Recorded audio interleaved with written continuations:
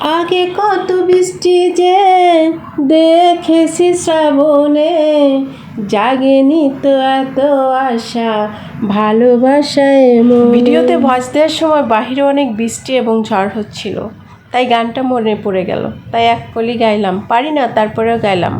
আর বাবার বাড়ি থেকে যখন মেয়েদেরকে চলে আসতে হয় মানে বেড়ানোর শেষে, তখন একটা মেয়ের মানসিক অবস্থা যে কতটা খারাপ, ভয়ঙ্কর খারাপ হয়, সেটা শুধু ওই মেয়েটাই যা বলতে পারে। শুধুমাত্র একটা মেয়েই পারে জীবন থেকে অনেক কিছু ত্যাগ করতে, একটা পুরুষ কখনোই কোনো কিছু ত্যাগ করতে পারে না। হ্যাঁ, পুরুষ মানুষও ত্যাগ করতে পারে তার বাবা মা ভাই বোনের কথায় তার প্রিয় শখের নারীকে ত্যাগ করতে, এটা পুরুষের দ্বারাই সম্ভব। আজকে চলে যাচ্ছি আবার বাবা মাকে ছেড়ে ঢাকা শহরে, কারণ সেখানে তো একটা ছোটোখাটো চাকরি করি, সেখানেই আমাকে থাকতে হয়, তার জন্যই এতগুলো কথা বললাম। আর যাই হোক, চলে আসলাম গাজীপুরে। তো ট্রেন থেকে নামার পরে ভিডিওটা নিলাম, আমাদের স্টেশন থেকে একটু ভিডিও নিয়েছিলাম, কিন্তু ওঠার ভিডিওটা তো করতে পারা যায় না, কারণ তখন তো প্রস্তুতি থাকে ট্রেনে ওঠার জন্য, তাই না? তো ট্রেন থেকে নামার পরে আমি একটু শশা খেয়ে নিলাম, খুবই ক্লান্ত লাগতেছিল। আর ট্রেনে এত পরিমাণ ভিড়, দেখেন কত যাত্রী জয়দেবপুর স্টেশনে নেমে গেছে, তারপরে দেখেন কি পরিমাণের যাত্রী যে এখনও ট্রেনের মধ্যে আছে, যা বলাই যায় না।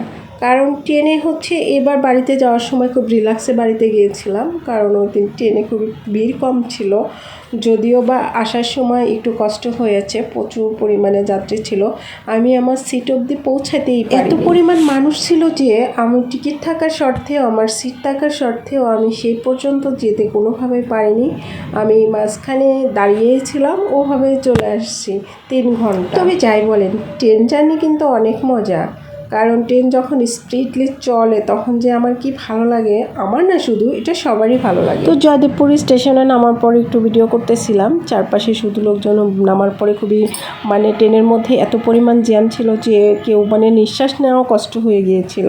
তো ওই দেখেন ছাদে পর্যন্ত লোক আছে। যারাই যে ছাদে উঠে জার্নি করেন, ট্রেন জার্নিটা করেন, এটা আসলে অনেক রিস্কেবল, কারণ আমাদের ওইদিকে যে ব্রিজগুলো আছে অনেক মানে প্রতি এমন কোনো বছর নাই, এমন কোনো সময় নাই যে ওখানে দুর্ঘটনা ঘটে না। তাই আমার থেকে পরামর্শ হচ্ছে আপনারা ছাদে না উঠে ভিতরে ওঠার চেষ্টা করবেন, কারণ ভিতরে কিন্তু জায়গা থাকে, আপনারা ইচ্ছাকৃতভাবে ছাদে। তো দেখতে দেখতে এ পাশ দিয়ে আর একটা ট্রেন চলে আসলো, এটা হচ্ছে রাজশাহী হচ্ছে লোকাল ট্রেন, এটা যাবে হচ্ছে চাপাইতে। আজকে ট্রেনটা অনেক বেশি লেট, কারণ এই ট্রেনটা ছাড়ার কথা ছিল 2টায়, আর আমি যখন জয়দেবপুর নামছি তখন হচ্ছে 6টা 6:30টার মতো বাজে, তাহলে মনে করেন এই ট্রেনটা কী পরিমাণ। তবে এই ট্রেনে যাওয়া ভালো, এই ট্রেনের সিট পাওয়া যায়, কারণ হচ্ছে এই ট্রেনটাতে অনেকেই পাবলিক যায় না, এই ট্রেনটাতে খুব সিট পাওয়া যায়।